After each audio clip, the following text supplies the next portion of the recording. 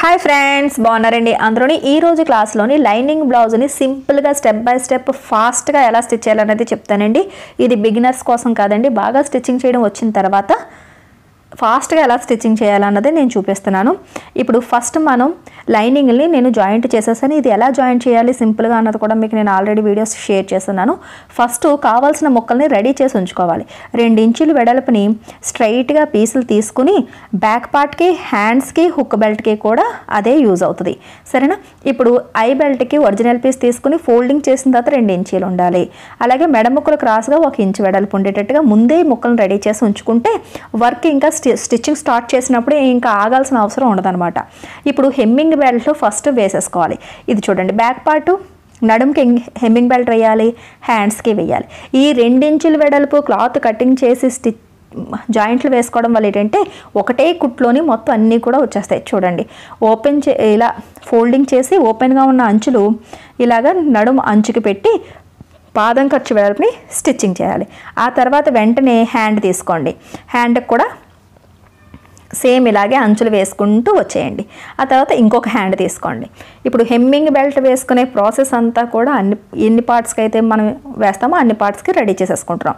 తర్వాత ఇలా ఓపెన్ చేసి టాప్ స్టిచ్ వేస్తాం కదా లైనింగ్ మీద, అలాగా మొత్తం ఈ 3 పార్ట్స్కి కూడా ఇలా టాప్ స్టిచ్ వేసుకోవాలి.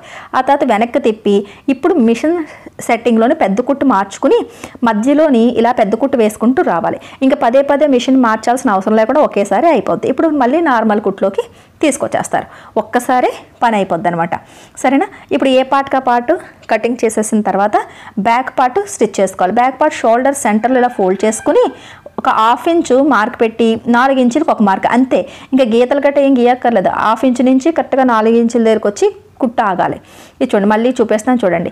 ఇక్కడ 1/2 ఇంచుకి మార్కింగ్ చేసుకుంటాము, కింద నుంచి పైకి 4 ఇంచులకు మార్క్ చేసుకుని ఇక్కడ నుంచి స్టార్ట్ చేసి ఇక్కడికి వచ్చేటట్టుగా ఎండ్ అయిపోవాలి. సరేనండి? మనం ఎక్కడ ఎండ్ చేయాలనుకుంటున్నామో అక్కడ మిషన్ ఎండ్ అవ్వాలి. ఫ్రంట్ పార్ట్కి నేను 2.5 ఇంచులు వదిలి 2.5 ఇంచులకి మెయిన్ డాట్ వేస్తున్నాను. ఇది 36 సైజు బ్లౌజు. అలాగే కింద నుంచి పైకి 2 ఇంచులు, ఆమ్ రౌండ్ దగ్గర నుంచి సెంటర్ నుంచి ఒక 30 ఇంచు వదిలి ఒక మార్కింగ్ పెట్టి ఈ జస్ట్ ఈ మార్కింగ్ని కట్స్ మాత్రమే పెట్టుకోవాలి. లైన్లు గీసుకోవడాలు అవి టైం వేస్ట్ చేయకూడదు. ఇప్పుడు 2 కట్స్ కలిపి ఇలా పట్టుకొని ఇక్కడ నుంచి 2.5 ఇంచులు డాట్ పొడవుకి మార్క్ చేసుకుని అంతే ఇలా స్టిచ్ చేసుకోవాలి. అంతే.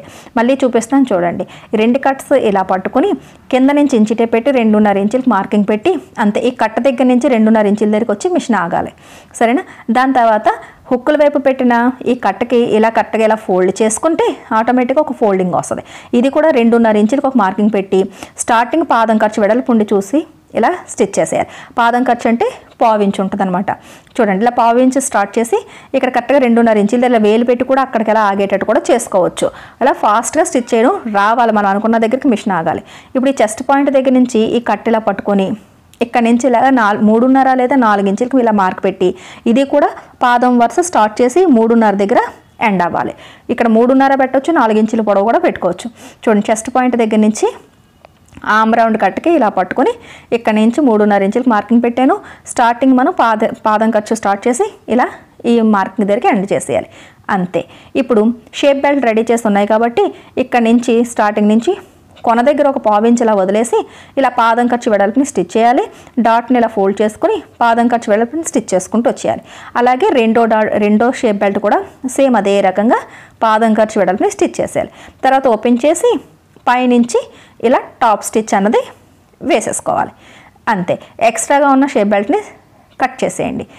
దాని తర్వాత హుక్ బెల్ట్, ఐ బెల్ట్లోని ఈ 2 ఇంచుల వెడల్పులో ఉన్న క్లాతే మళ్ళీ హుక్ బెల్ట్ కూడా ఇలా ఫోల్డింగ్ చేసి ఓపెన్గా ఉన్న అంచులు ఇలా ఫోల్డ్ చేసి ఇక్కడ పాదం ఖర్చు వెడల్పుని ఇలా లాస్ట్ వరకు ఇలా స్టిచ్ చేసుకుంటూ వచ్చేయాలి.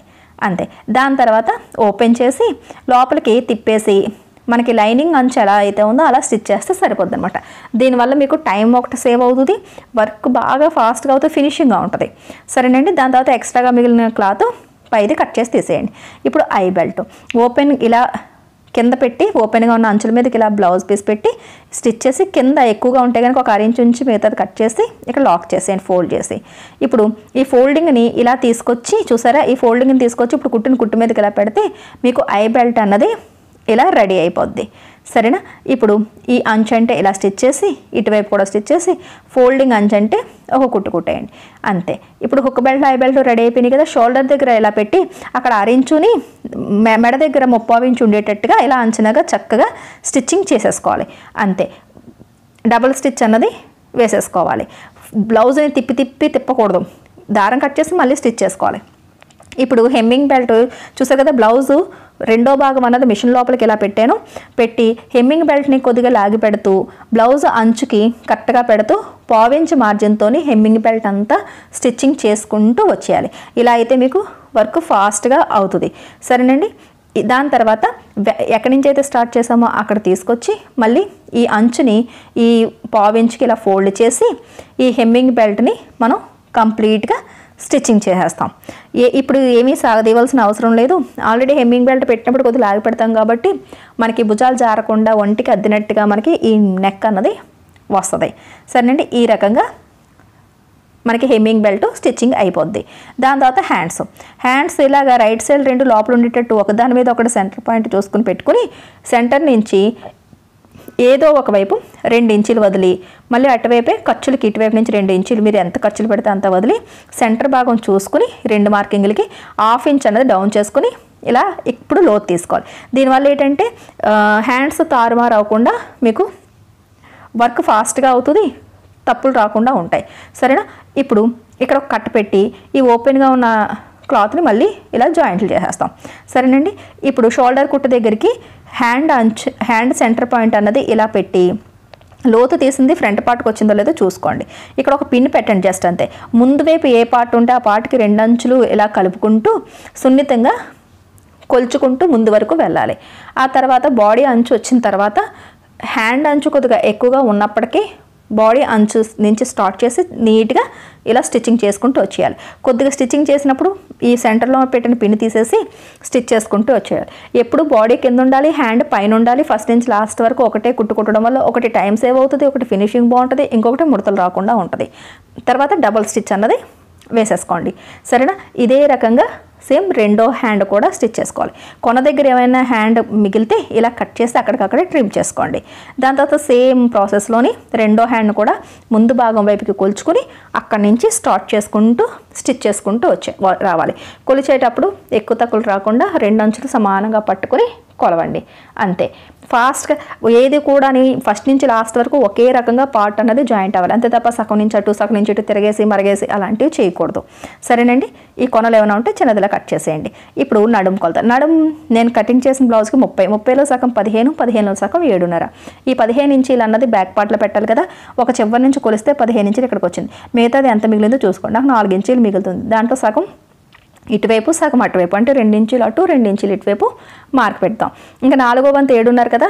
ఇక్కడ హుక్కుల దగ్గర నుంచి 7.5కి మార్కింగ్ చేస్తాము. అలాగే హై బెల్ట్ దగ్గర నుంచి 7.5 ఇంచులకి మార్కింగ్ చేస్తాం. ఆ తర్వాత హ్యాండ్ లూజు.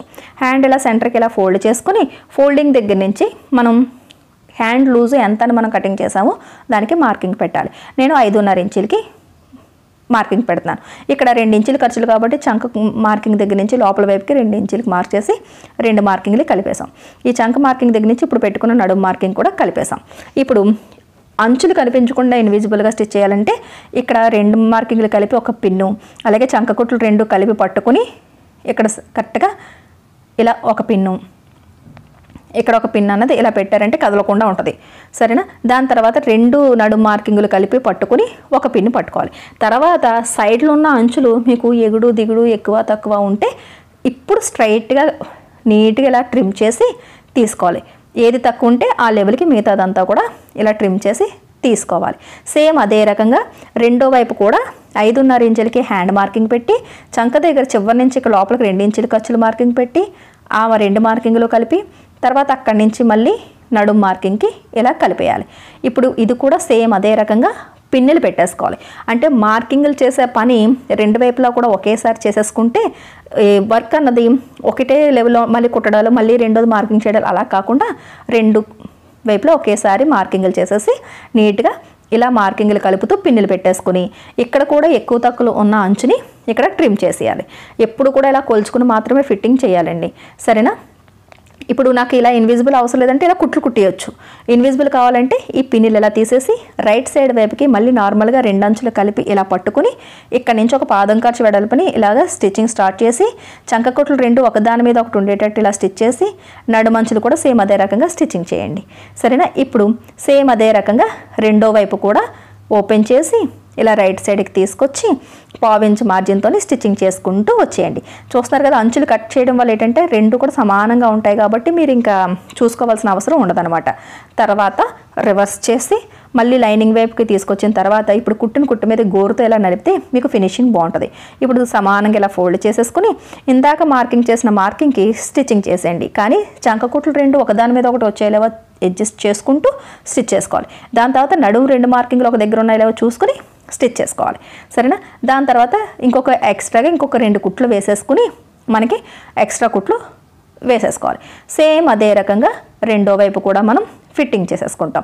చూడండి, ఇటువైపు కూడా ఇలా తిప్పి మనకి గోరుతోని ఇలా అన్న తర్వాత మీకు ఫినిషింగ్ వస్తుంది అనమాట. ఇప్పుడు కుట్టుకి లూజ్ రాకుండా నీట్గా ఫోల్డింగ్ అన్నది ఇలా అనేటప్పటికి కరెక్ట్ కుట్టు దగ్గరికి ఫోల్డ్ అయిపోద్ది. ఇప్పుడు ఆ మార్కింగ్ మీద స్టిచ్ చేసుకుంటూ చంక కుట్లు 2 ఒక దాని మీద ఉన్నాయి లేవో పట్టుకుని ఆ తర్వాత 2 నడుము మార్కింగ్లు కలిపి పట్టుకుని ఇలా స్టిచ్ చేసుకోవడమే. తర్వాత 2 కుట్లు ఎక్స్ట్రా కుట్లు వేసేసుకోవడమే. అంతే.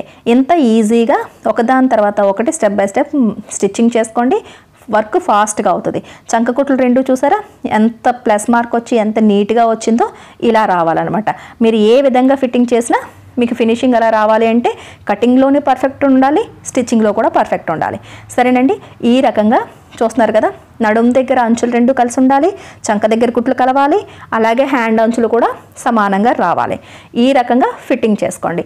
దాని తర్వాత హెమ్మింగ్ చేసేసుకుని హుక్కులు ఐలు వేసేసుకోవడమే. చూస్తున్నారు కదా బ్లౌజ్ని. ఈ బ్లౌజ్ కటింగ్ కూడా మీకు నేను చూపించాను, లైనింగ్ ఎలా అటాచ్ చేసుకోవాలి, పిన్నులు కూడా లేకుండా అన్నది చూపించాను, ఈ బ్లౌజ్ స్టిచ్చింగ్ కూడా చూపించాను. ఇంకా వివరంగా నేర్చుకోవాలి అంటే కనుక మన లక్ష్మీ ఫ్యాషన్ వాళ్ళ ఛానల్లోనే ఆన్లైన్ క్లాసెస్ అనేవి స్టార్ట్ అవుతున్నాయి.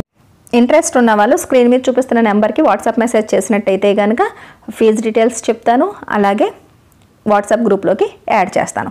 సరేనండి? వీడియో నచ్చినట్లయితే కనుక ఒక లైక్ ఇవ్వండి. మన లక్ష్మీ ఫ్యాషన్ వాళ్ళ ఛానల్ని సబ్స్క్రైబ్ చేసుకోవడం మర్చిపోకండి.